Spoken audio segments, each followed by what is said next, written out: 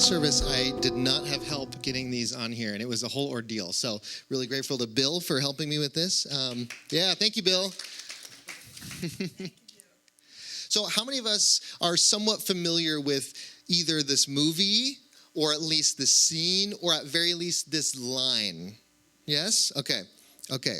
Field of Dreams, Kevin Costner, one of the most famous lines in movie history. If you build it, he will come. Now, I know that we often remember it as if you build it, they will come. And that's all good and fine, actually, because I think what's more important is what has stuck in our minds and how we associate this line. Because in many ways, this line, if you build it, and again, as we remember it, if you build it, they will come.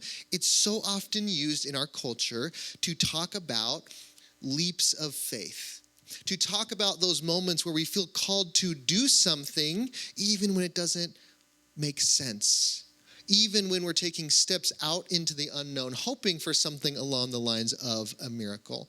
And so this phrase, this line, it's very resonant for us as a community because I think about our journey, and I think that we've kind of had a journey where there's many leaps of faith into the unknown. 3+ years ago, coming out of the pandemic, there was some genuine concern and some genuine wondering on the part of our leadership team and staff of if we were going to be able to continue past the pandemic.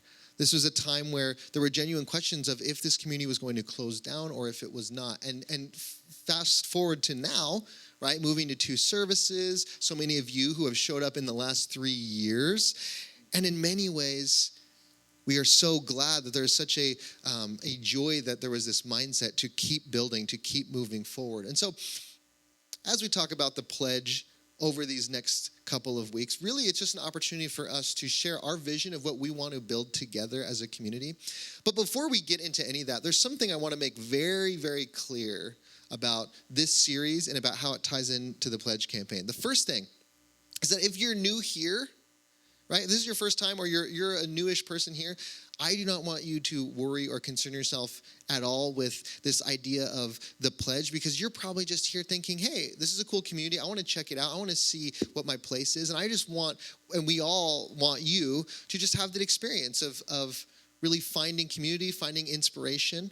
Anything that we talk about in regards to community, in regards to building something together, it's all a mirror for experiences that we have in our own soul and in our own life. So if nothing else, if you just see your story in our story, right, and you find inspiration for the things that you feel called to, that's all that we would ever hope for. So that's important to understand. And it's also important for us to just acknowledge together anytime we have a conversation about finances, it tends to can be a little uncomfortable, or at least there's some maybe anxiety around it. I know for me, I grew up in a church environment, and this might be true for you as well, but I grew up in a church environment where the conversations around money often connected your spiritual health and well-being with how much money you gave to that church. And not only is that a very manipulative way of approaching things, but it can be very damaging, and it's something that I think many of us are still working through and processing. So all of our staff and leadership team, that's something that we all want to be very clear about, is that we don't want this to be uncomfortable for you. And so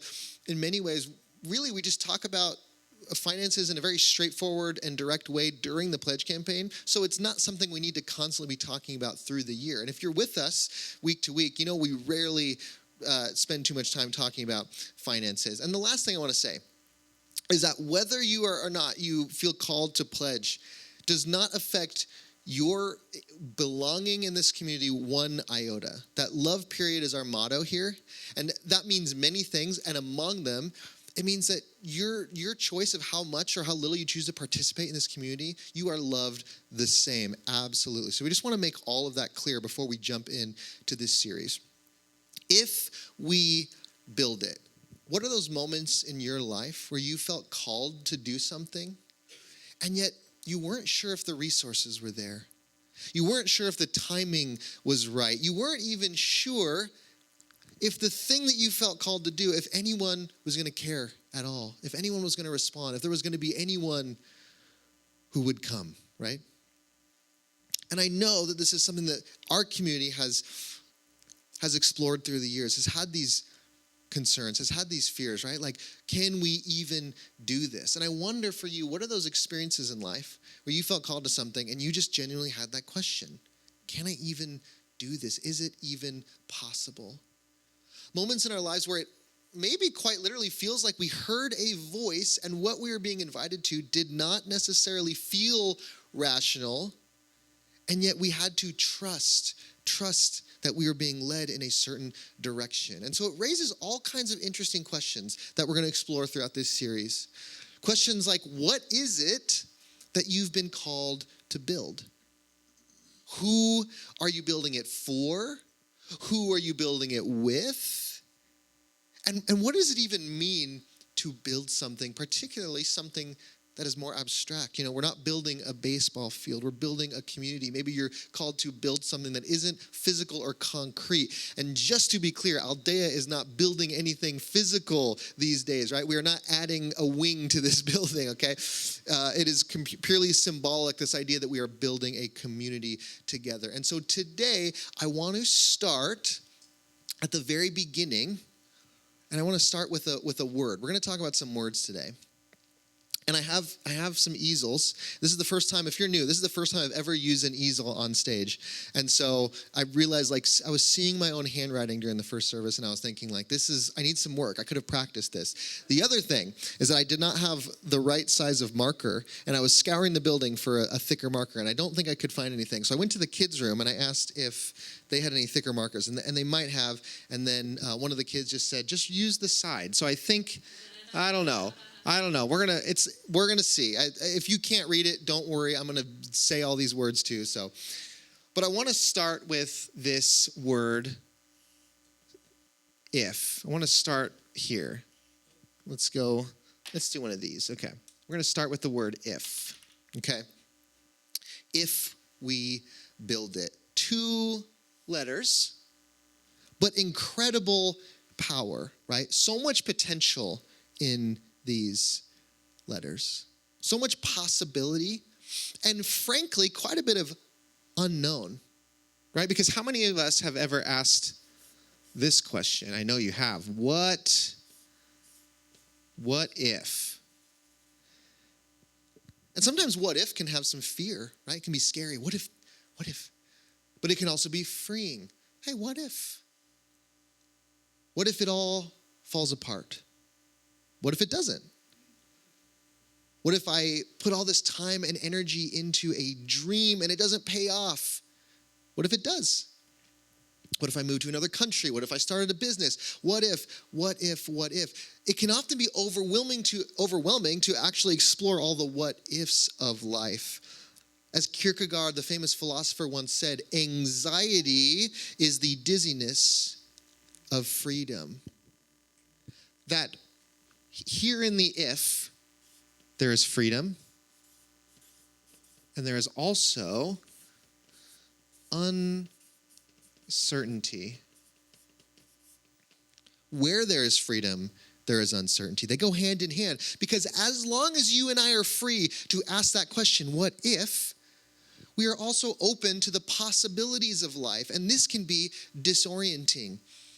How many of us know that there are probably times in our lives, maybe there are people in our lives, where we get scared by the freedom that's available to us, right? And in some ways we almost want to, yes, right? I know I've done this many times. And in some ways sometimes we want to kind of fall back into the familiar, which can be things like rigid religion or narrow family roles, maybe tight career expectations.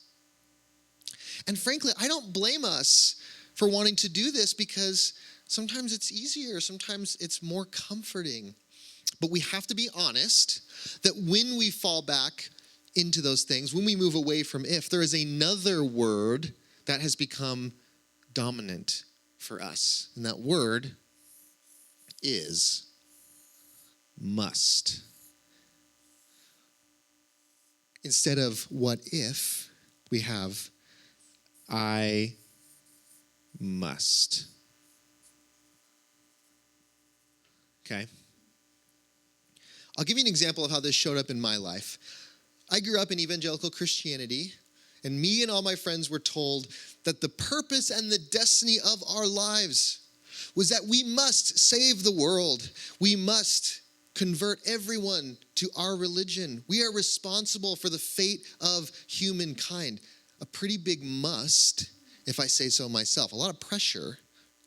And now maybe this wasn't exactly what you grew up in, but maybe you grew up in a family that said, you must have this job or this lifestyle. You must get married at this age. You must have kids at this age. Maybe you grew up in a culture that told you, you must, right? And so in the world of must, there's all kinds of shoulds, right? What you should. And in the world of if, it is more about what could be, what could happen. And so I think before we get too deep into this conversation, I think it's important for us to be honest about the fact that there are going to be times in our lives where must can come in handy, and there are going to be times in our lives where if maybe goes a little too far. I'll give you an example. A couple weeks ago, we had that hurricane that came our way. Do you remember this, right? Hurricane, quote unquote. I don't know. I mean, depends on who you ask. I know sometimes us Tucsonans are a little sensitive when it comes to rain. I had to go downtown one of the days of a heavy downpour, and I was driving, and there was just increasing, rising floodwaters, and it was a little hairy, to be honest. I was genuinely concerned, like, can I drive on certain roads? And in that moment, a survival instinct kicked in. My hands gripped the wheel, and every movement I made felt crucial, right? There was a must. I must pay attention. I must be careful, right? I must watch where I'm going, and I must watch what everyone else is doing. And I'm glad that I had that survival instinct, and I'm glad that there was a must. I'm glad it wasn't like, hey, what if I just drove into that puddle? You know what I mean? Now, these kind of moments where there are sometimes things where we need to let that side of us kick in. I must be safe. I must, watch out in this moment. Like if I'm in the woods and I hear a noise that sounds like a bear, I must start running, right? Okay. But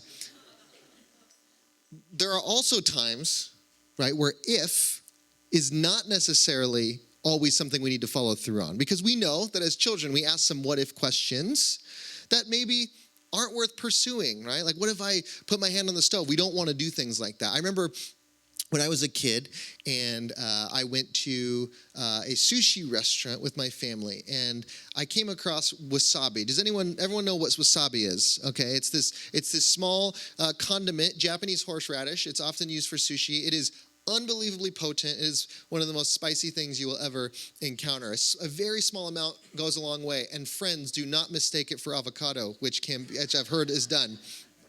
But wasabi, I was 8 years old, and I said, what if I swallowed the whole serving of wasabi? Not a what if question that I needed the answer to, right?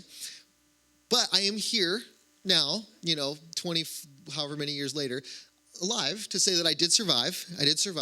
I still have a ringing in my ears, and I twitch at night, but I survived. All that to say, there are times where must is necessary. There are times where what if is not necessary.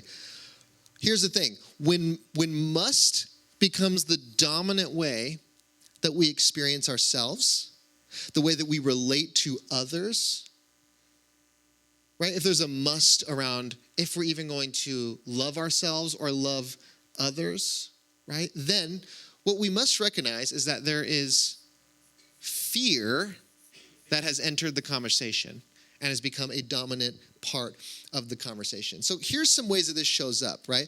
Perhaps there are old systems, whether it's in our lives or perhaps we look at our culture, right? And we could probably all look at our culture today and say that there are some old systems, there are some old institutions and ways of doing things that have become dominant, right? And they're afraid to let go, and they have all the power.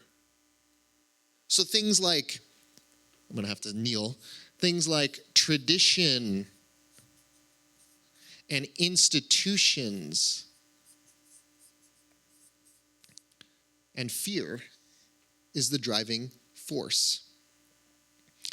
And for you, you might look at this and again, you might say, yeah, I get it. There's a cultural expectation or my family is like this institution in my life that holds all this power. Certainly, many of us grew up in a religion built around must and fear and should and the institutionalization of it. Now, I want to kind of free us from all that. And that's really my favorite thing I get to do in life. And so to do that, I just kind of want to explain how must works for a second. How many of us recognize that where there is must, there is a threat? And what I mean by that is that if we're told you must do this in order to get love, you must do this in order to be accepted, there is an inherent threat. Because if you don't, what's going to happen, right? If you don't follow the life path that someone else has chosen for you, it's all going to fall apart. Maybe you grew up in a religion that said if you don't come to church, if you don't participate, you're going to go to hell or your life is not going to go the way you want it to. So there is an inherent threat in the world of must. And for me, what I feel so grateful about part of the work that I get to do and what I believe that this community is all about, it's about getting rid of that threat. Oh, yeah, I wish it was okay, all right, we're going to truly getting rid of that threat. Knock it down, everyone. All right, give me one moment. We gotta salvage this. All right. Talk amongst yourselves. How do you think it's going so far? All right, you're with me. All right, so okay, I'm sorry. Well, you can go back and yeah. Thankfully, I'm also repeating all these. I'm trying to emphasize. There we go. I did it. That was quick. Okay. Thank you for your patience. Hooray. I think this is the video that I'm going to use, right? Because I think that shows this one is the one that goes on YouTube, you know? Okay. So what we get to do in this community, we get to remove that threat, right? We get to recognize that you are loved here, right? Whatever you choose to do, you're loved if you do, you loved if you don't. We move our lives, our creativity, how we show up in the world from must into if, out of threat and into words like explore, right? Seeing life as an exploration, even seeing life as play.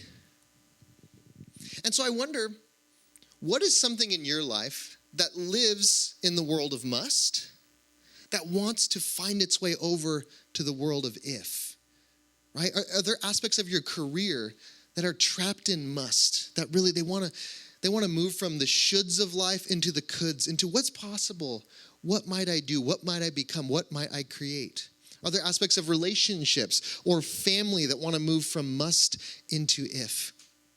And even just for a moment, as you entertain the idea of making that shift, do you notice, whatever that thing is, that you notice that grip loosen, right? That tight grip that we have, and I must do this, and it loosens as you move it over into if.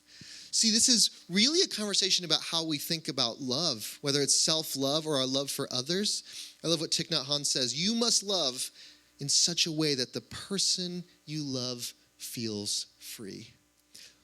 Now, imagine that person is you, right? That even can you love yourself in such a way that you feel free? And certainly can you love others so that they feel free? Because the world of must is the world of conditional love. If you do this, then you'll get love. You must do this in order to receive love. The world of if is the world of unconditional love. If you do this or if you do that, you're loved the same. You go left, you go right, you're loved the same. So can we love ourselves? Can we love others in such a way that no matter where we go, no matter what choice we make, whether we do or whether we don't, that we recognize that we are loved the same and we are accepted? Now, just to throw a wrench in things for a second, out of curiosity, where do you think a community like Aldea lives? On this side of things or on this side of things? On must or if? What do you think? If. Okay. Correct answer.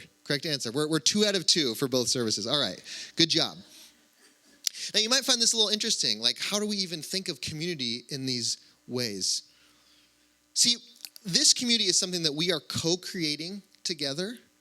It's not something that is determined by a staff member or by the leadership team. It's something that we are all co-creating together because we are all collectively choosing to show up, to develop relationships, to do our work, right? Do our inner work, of course, and to be there for each other. Whatever that might be, we're all collectively choosing this place. And there's something very beautiful about the fact that we are choosing minus any sort of threat. Because if you're like me, I don't know, any of us grew up in a church where there was sort of a threat, maybe from your family, like, if you don't go to church, like, you're going to be in trouble, right? Like, some of us grew up in our families. Some of us maybe grew up more just with this understanding, like, oh, I need to go to church. That's for my well-being, and I'm not going to be okay if I don't go to church, right? Maybe not. But the reality is that the fact that we all show up here without any kind of threat of like, oh, something's going to go wrong in my life if I don't, it's a reminder that it's all a choice, that it's everyone's here because they want to be here. Right? And you can look around this room and see a bunch of other faces of people who, just like you, chose to be here this morning because of what it adds to your life, because of the people that you get to see. And so this is why I think a community like this can live inside of the world of if. I'll give you another example. Just imagine for a second that I always sit up here, or someone else stands up here on a Sunday morning and says, Aldea is something that must happen, and if it doesn't, the world's going to fall apart, and it's going to be your fault. Or imagine we said something like, you must keep showing up week after week, or your life is going to fall apart.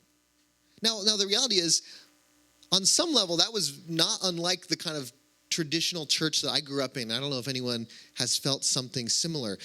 But I want to try something else. And I hope that this is definitely more of how we tend to come across. And it would be something like this. I love this community. I love all of you. And I'm just so excited and curious about what we might create together as we get to continue and grow. Yeah. It frees us, I'm trying to find some room over here, frees us from the obligation of must, and it moves us into the possibility that if offers.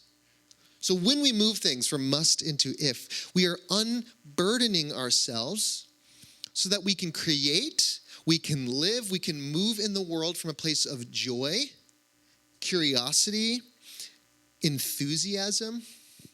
I'll give you an example of how this has worked in my life, because sometimes we move from if into must back into if again, right? Because as children, there's often a wonderful childlike quality where we understand inherently that everything's just possibility and choice. And then life pulls us into the musts, and we have to sort of unlearn and find our way back. When I grew up, I remember kind of hitting kindergarten, and I really became obsessed with making music at school. And it's not really, if there's actually not a music class, then you're making music at inopportune times. So like I would take my pencils and I would be drumming on my desk a lot, and I would get in trouble. And the teachers, they wouldn't even dignify it by saying, Jake, you need to stop drumming. They would say, Jake, you need to stop banging. So they literally wouldn't even dignify what I was doing by calling it by its proper name of drumming. Okay, I would walk around the soccer field and I would kind of do like a little bit of a beatboxing thing. It wasn't good, but it was sort of like a, you know what I mean? And it was just like I was making songs. I was doing my thing. And I became known as that kid that kind of like made noises, you know. But it's okay. I'm here today to say that it all worked out. But when I ended up getting my first guitar at 12 years old, I translated that mentality over to the guitar, and the guitar became something where it was just, what can I make? What kind of sounds can I create? What can this thing do? And it was just the pure possibility and joy and curiosity of creation. Eventually, I ended up becoming a professional musician. Money became involved, and over time, my relationship to music ended up going from if into must. How do I create the music that my tradition and my institution is asking me to do? And even more so, it would be things like, well, how can I create something that people are going to like or that is going to make a certain amount of money? And as I've gone on this journey and recognized this, and especially as, I've moved and pivoted away from music being the center of my career, I've now returned to this place where I like to make music for the sake of doing it, for the fun of doing it. There's no must, there's no should, there's no, I need to do this for this sake. It's literally just have fun, see what you can create, and it's returned to very similarly to the place it was when I first started out, and it's found its way back into If. And so now I like to just make things for the sake of doing it, just to see what happens, even if no one hears it, even if no one cares, right? And I wonder for you if there's anything in your life that holds that type of charge that maybe wants to move back from must into if. Maybe it's not just a hobby, right? Maybe it is, but maybe it's something even bigger than that. Maybe it's like the way that you look at your family, because I know for many of us, we are responsible on some level for other people, right? We have a family. But maybe it might be interesting if we think about moving our understanding of our family and those we love and care about from must into if. What if, and just try this on, you might think I'm crazy, try this on. What if you thought of your family as an art project? That everyone is trying to just express themselves, be who they are. And of course you care about safety, you care about well-being, but what if you just gave everyone the space to create what they want to create? Look at what we're making. Look at what paint you're using. Look at the ways that you're choosing to sort of explore the world and explore who you are and express yourself. I'll go even deeper if you don't already think I'm crazy. What if you looked at your job as something like a sandcastle? Because look, the reality is a sandcastle gets washed away at the end of the day. And if we're being honest, even something like our career, we know everything ultimately returns back to its source at the end, right? Everything is temporary. And so what if we looked at even the things that we put so much time and energy into and took some pressure off and said, look, I know that one day this is all going to fade away. And so let me allow that to free me to create from a place of joy for the sake of doing the work itself, right? And having a release of that tight grip and that pressure. I know many of us who attend Aldea, not myself, but many people who attend Aldea are retired and maybe trying to figure out how to best spend your time and energy as a retired person is something that has caused some stress and anxiety. You're trying to figure out, hey, I want to figure out the best way to spend my time. What if we took some pages from the book of If, and we remembered children on the playground who are simply going from thing to thing, following their intuition, following their curiosity, wanting to see what's possible in the world. What if you could live life that way? When we move from must to if, we take an incredible amount of pressure off ourselves and pressure off of our task, our hobby, our project, whatever it is, that it doesn't need to have all the answers, that we're allowing it to be whatever it wants to be. Now you might be wondering, what does this have to do with our pledge? I came up in a version of church, and I'm going to use a term to describe this version of church. You may or may not resonate with it, but I would call it the religious industrial complex. Does anyone know? Does anyone feel this? Does anyone understand what I'm talking about? Okay. Often, especially nowadays, religion has become a business. And so I grew up in a type of church world where there was all kinds of conversations and there was conferences about metrics and data and winning. And it always just felt like we were falling behind, that we were never doing enough. Now, you might not relate to this as an aspect of church, but you might definitely understand this as a part of life, as a part of career, as a part of how we collectively live together. That we have, whether we realize it or not, we have this hyper-capitalist mindset that has really kind of infiltrated every aspect of how we see each other and ourselves. Now, you might be out there and you might be saying, okay, Jake's getting political. Hold on, he mentioned capitalism. Uh-oh. Well, all I'm really trying to say is that I think we all fundamentally know that there is a way that we have organized ourselves. There is a way that we look at money in our culture and we look at consumption, and there is a way that we treat our environment that is not nourishing to the planet itself. It's not nourishing to our souls. Can we all kind of agree on this, right? Okay. Part of the problem is that we've been indoctrinated into thinking that this is the only way that we can do things. This is the only possibility, which I think shows a lack of imagination. But the reality is that many of us are still detoxing and healing from this mindset that is so prevalent in our society. So when I say things like explore, play, experiment, curiosity around this idea of building a spiritual community, you might be out there and you might be a little skeptical. You might think, well, that's naive to be thinking about it in those terms.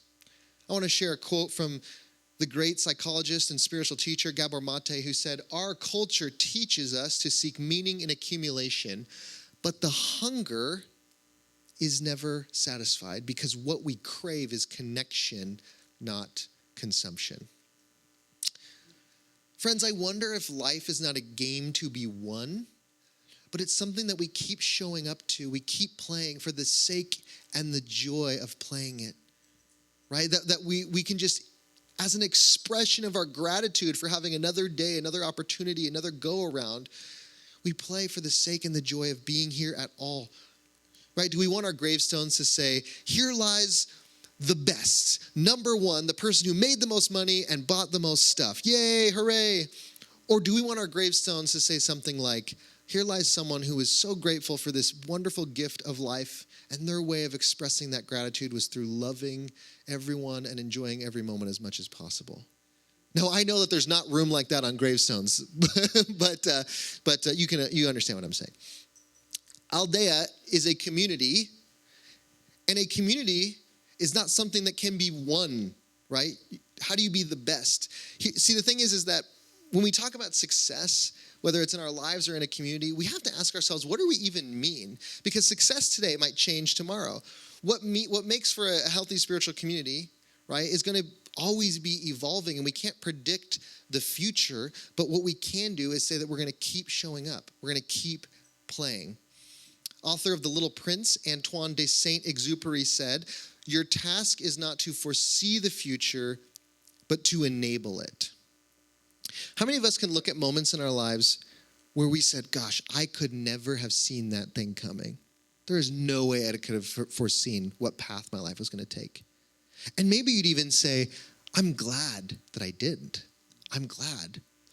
But I'm also glad that I stayed in the game, that I stayed in the race. I'm glad that even in the hardest moments of my life, I remain curious about what tomorrow might hold.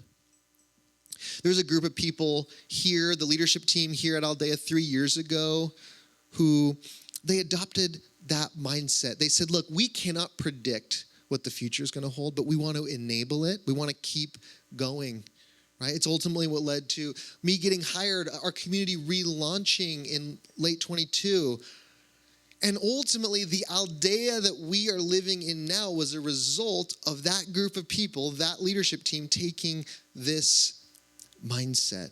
And so as we are now the stewards and the co-creators of this community, and we look ahead to 2026, we understand that we can't predict the future, but we can enable it, right? We can imagine investing in the possibility of what's to come, right? That really with this pledge campaign, we are inviting people to participate in allowing this community to make its budget and to even find some margin beyond that. You know, we've expressed at times that we are, you know, as a community living paycheck to paycheck, and, you know, just having the opportunity to move beyond that, beyond sustainability, and to have some more buffer allows us to keep growing. It allows us to imagine expanding what we offer here. And it, of course, creates that safety of knowing that if we ever had some kind of catastrophic expense or building repair, that we could, you know, survive through something like that. But ultimately, whether it's this community or whether it's your life, my hope, friends, is that when we think about the if, right? If we build it, if you respond to that call in your life, my hope is that if nothing else, that today, that we can start to recognize and resist. Oh, I need a darker one. Okay. Maybe resist. Oh, okay, you know what? I'm just going to rip it up. This will be more effective.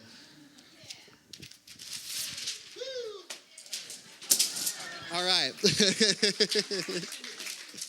Maybe resist the power and the draw of must, right? May we not let fear dominate where we create, right? Where we collaborate, where we seek community, where we put our life energies. May we not let must and fear dominate, but may we remember that true unconditional love period, lives in the world of what if.